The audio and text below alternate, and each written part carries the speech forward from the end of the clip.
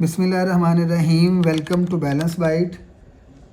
Chapter number 1 introduction to accounting और book का name है जी कंटेम्प्रेरी फाइनेंशियल अकाउंटिंग।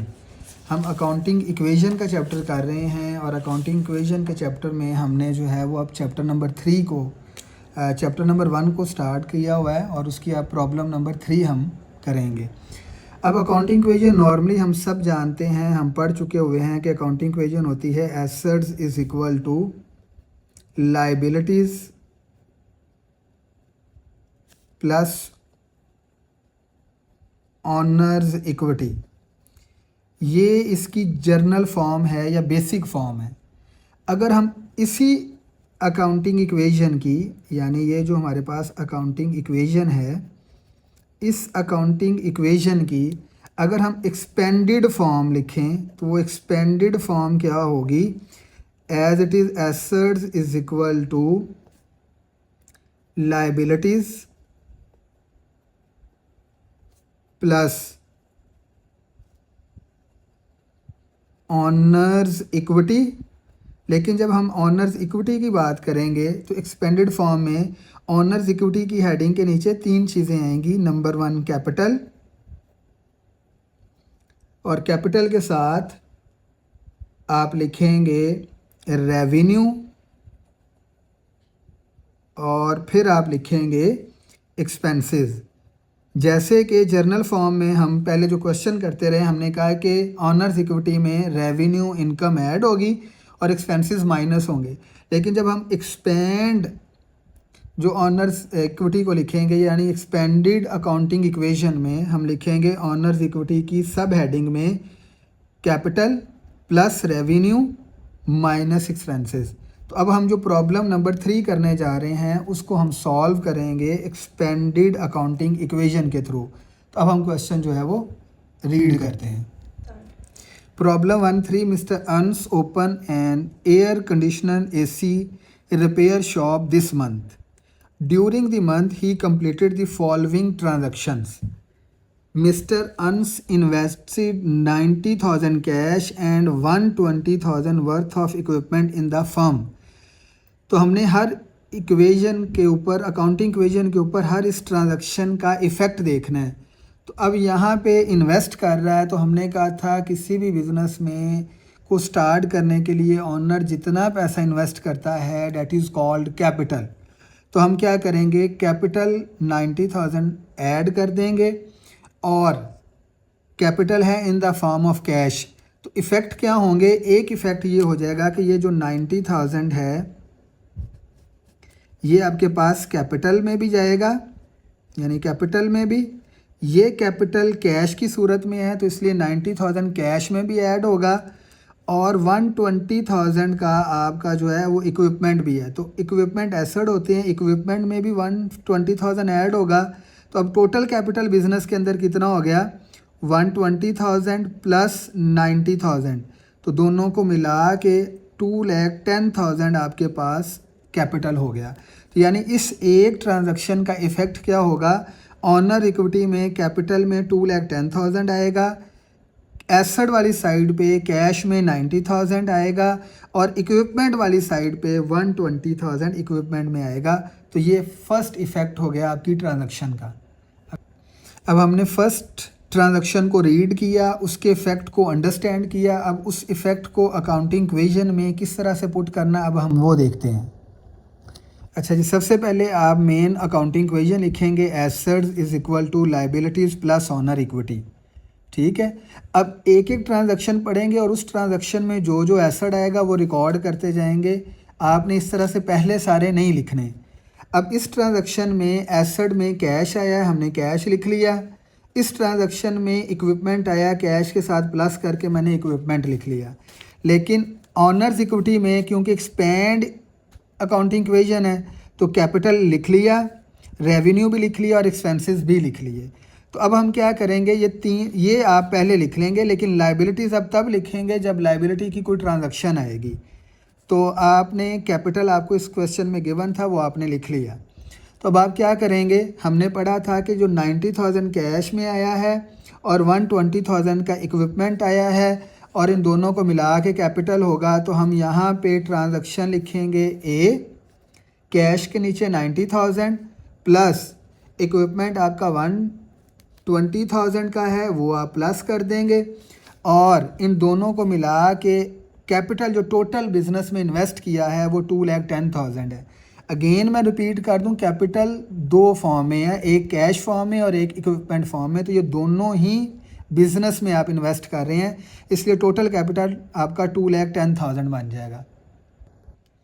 अब सेकंड ट्रांजैक्शन है performed repair service for cash. एक तो आपके कैश में इंक्रीज़ होगा, तो कैश में जाके आप 5,500 ऐड कर देंगे। सेकेंडली जो रिपेयर सर्विस है ये क्या है, तो सबसे पहले आप देखेंगे नेचर ऑफ बिज़नेस क्या है। तो अगर आप क्वेश्चन में देखें तो नेचर ऑफ बिज़नेस है रिपेयर शॉप, यानी आप जितना भी रिपेयरिंग का काम करेंगे वो आपका रेवेन्यू होगा।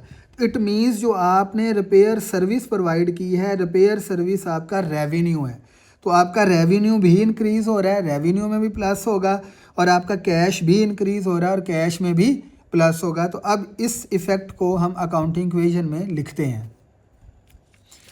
तो अब हम कैश में 5,500 ऐड कर देंगे, और उसके बाद रेवेन्यू में भी, रेवेन्यू की हेडिंग के नीचे जो है वो 5,500 हम लिख देंगे।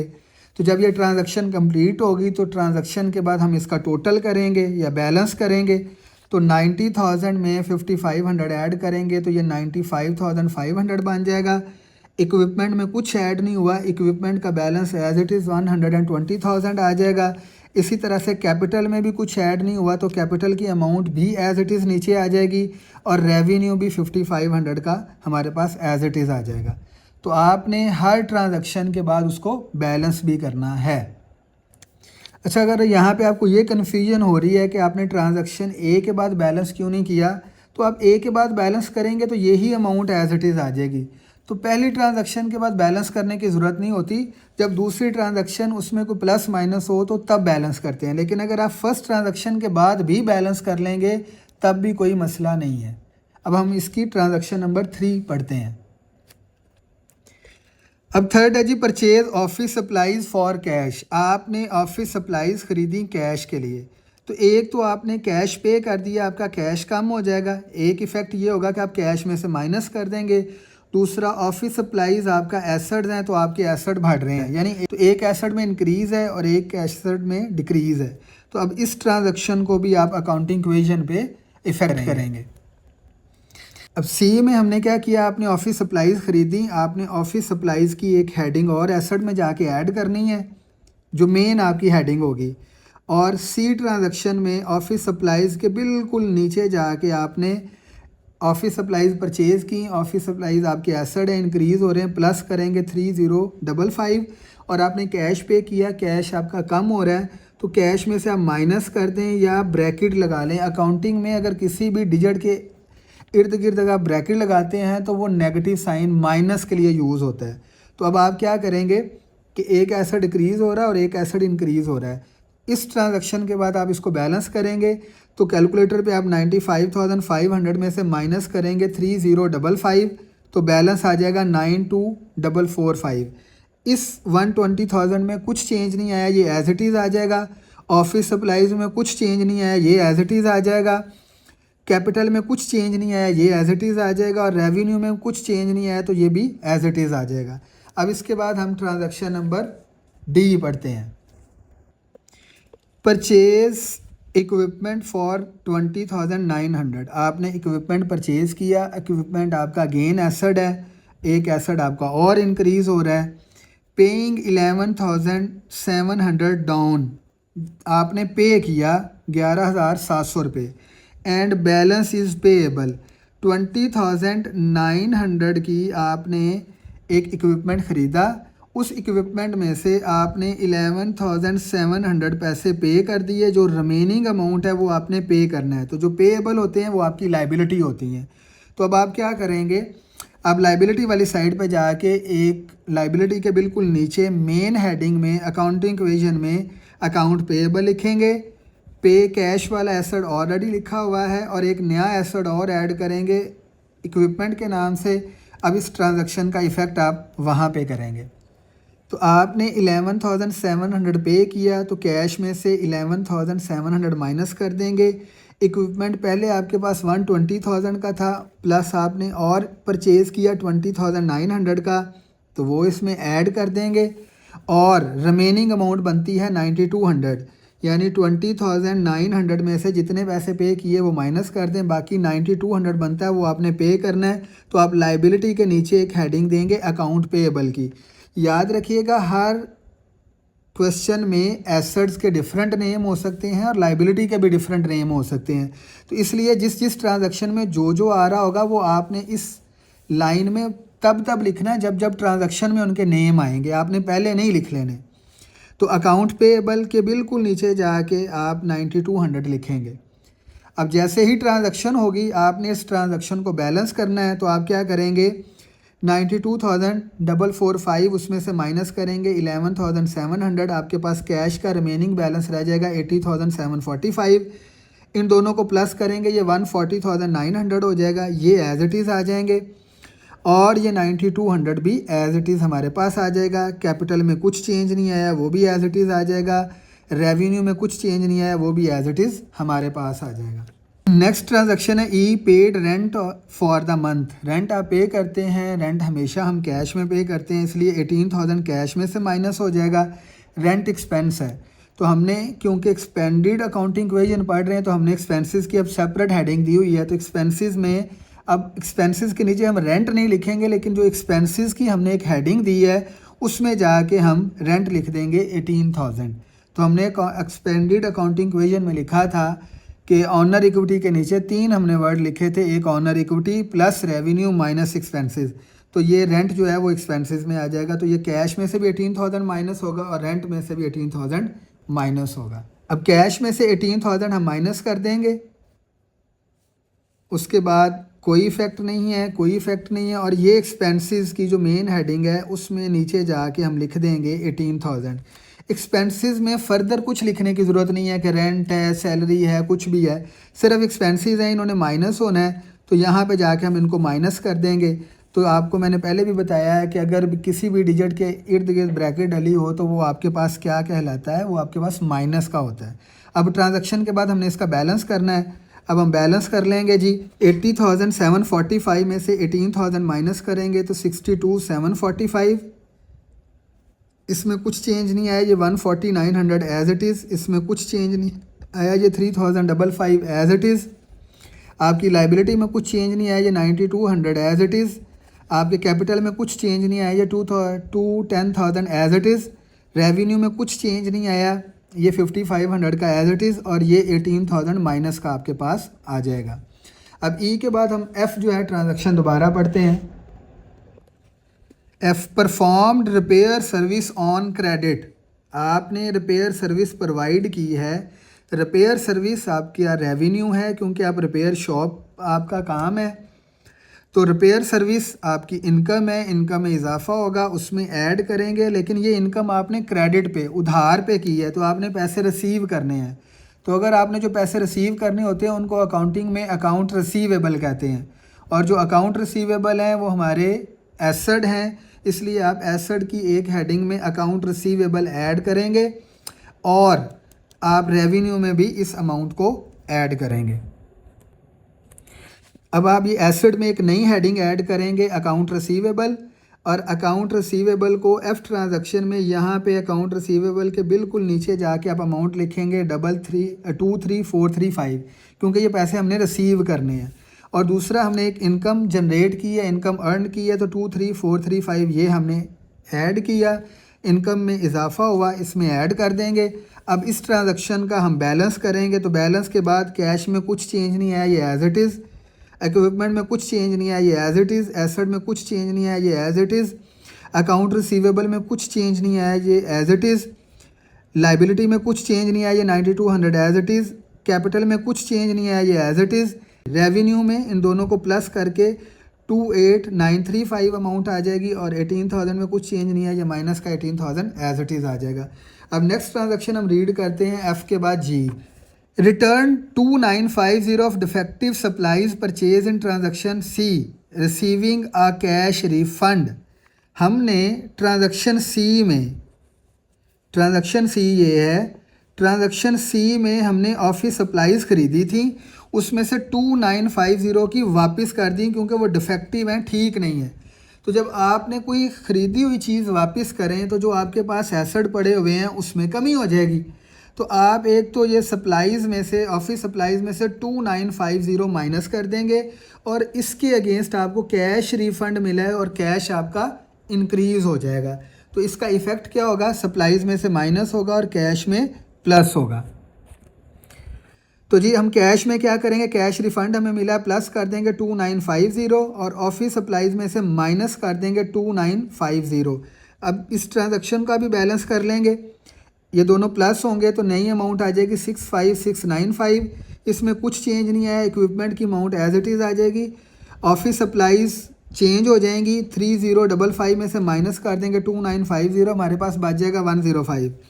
Account receivable as it is, account payable कुछ चेंज नहीं, as it is, capital as it is, revenue as it is और एक्सपेंसेस की अमाउंट भी as it is. H receive 20,000 cash for the service perform in transaction F. जो F transaction में ये वाले जो हमने क्रेडिट पे की थी, जो क्रेडिट पे हमने सर्विस प्रोवाइड की थी उसका कैश रिसीव हो गया है। कैश रिसीव हुआ है तो एक कैश में इंक्रीज़ होगा और दूसरा आपके लेने वाले पैसे कम हो गए हैं। जो पैसे लेने हैं उनको हम अकाउंट रिसीवेबल कहते हैं, तो अकाउंट रिसीवेबल एसेट होते हैं, तो एसेट में भी कमी होगी। तो जब एसेट में कमी होगी तो वो भी हम एसेट में से माइनस करेंगे और कैश हमने रिसीव किया तो कैश में ऐड हो जाएगा। अब इसका इफ़ेक्ट हम अकाउंटिंग इक्वेशन पे देखते हैं। अब हमने कैश रिसीव किया है तो 20,000 कैश में ऐड करेंगे और अकाउंट रिसीवेबल में से 20,000 माइनस कर देंगे। तो अब बैलेंस क्या होगा, कैश ऐड होके 85,695 का होगा। इक्विपमेंट में कुछ चेंज नहीं है, ये एज इट इज़ आएगा। एसेट 105 के एज इट इज़ आ जाएंगे। अकाउंट रिसीवेबल 23,435 में से 20,000 माइनस कर देंगे तो रिमेनिंग अमाउंट ये आ जाएगी। आपकी लाइबिलिटी में कुछ चेंज नहीं आया, कैपिटल में कुछ चेंज नहीं आया, रेवेन्यू में कुछ चेंज नहीं आया और एक्सपेंसेस में कुछ चेंज नहीं आया, तो इनकी अमाउंट एज इट इज़ हम लिख देंगे। Paid utilities expense for the month 23340, आपने यूटिलिटीज़ एक्सपेंस पे किए हैं, अगेन एक्सपेंसेस में जाके लिखेंगे और जब आपने पे कर दिए तो आपके पास कैश कम हो जाएगा, तो कैश में से आप क्या करेंगे, माइनस कर देंगे। अब इसका इफ़ेक्ट हम एक्सपेंडेड अकाउंटिंग इक्वेशन पे देखते हैं। 85,695 में से माइनस कर देंगे 23,340 और एक्सपेंसेस में पहले 18,000 के माइनस हैं, अब और माइनस कर देंगे 23,340। तो अब इसका बैलेंस कर लें। बैलेंस करने के बाद जब आप 85,000 में से माइनस कर देंगे 23,000 तो हमारे पास नया बैलेंस आ जाएगा 62,355। इक्विपमेंट का बैलेंस एज इट इज़ आ जाएगा, ऑफिस सप्लाईज़ का बैलेंस एज इट इज़ आ जाएगा, अकाउंट रिसीवेबल का बैलेंस एज इट इज़ आ जाएगा, लाइबिलिटी का बैलेंस एज इट इज़ आ जाएगा, कैपिटल का बैलेंस एज इट इज़ आ जाएगा, रेवेन्यू का बैलेंस एज इट इज़ आ जाएगा। और माइनस माइनस प्लस होते हैं लेकिन साइन साथ माइनस ही आएगा, तो माइनस 18,000 और माइनस 23,340 दोनों को ऐड करेंगे तो माइनस 41,340 आ जाएगा। Paid the balance amount due on transaction D.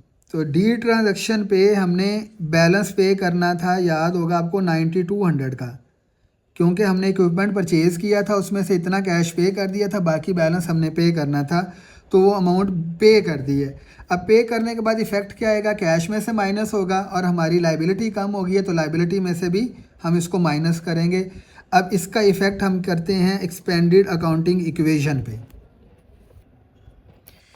Balance है 62,355, उसमें से माइनस कर देंगे 9200 और लाइबिलिटी पे कर दी है तो लाइबिलिटी में से भी 9200 माइनस कर देंगे। अब इसका हम बैलेंस कर लेते हैं। तो बैलेंस के बाद अमाउंट क्या आएगी, 62,355 में से 9200 माइनस किया तो 53,155। इसमें कुछ चेंज नहीं है, ये अमाउंट एज इट इज़। इसमें कुछ चेंज नहीं है, ये अमाउंट एज इट इज़। इसमें कुछ चेंज नहीं है, ये अमाउंट एज इट इज़। अब ये लाइबिलिटी ज़ीरो हो गई, कैपिटल में कुछ चेंज नहीं है, ये amount as it is. Revenue में कुछ चेंज नहीं है, ये अमाउंट एज इट इज़। और एक्सपेंसेस में कुछ चेंज नहीं है तो ये अमाउंट भी एज इट इज़ आ जाएगी। अब हम क्या करेंगे, इन सब का टोटल कर लेंगे और इन सब का भी टोटल कर लेंगे। इन सब का 1 2 3 4 वैल्यू को ऐड किया, अमाउंट बनी 1975595 और इन चारों को भी तीनों को टोटल करेंगे तो ये अमाउंट बनती है। इन अदर वर्ड्स आप ये कह सकते हैं कि left hand side is equal to right hand side. तो आपका अकाउंटिंग इक्वेशन का क्वेश्चन बिल्कुल ठीक होगा। तो ये था आपका problem number 3 with expanded accounting equation के साथ। और किसी किस्म का कोई क्वेश्चन हो, कोई एम्बिगुइटी हो, कुछ पूछना हो, कमेंट सेक्शन में जाए कमेंट करें। Thank you so much. अल्लाह हाफिज़।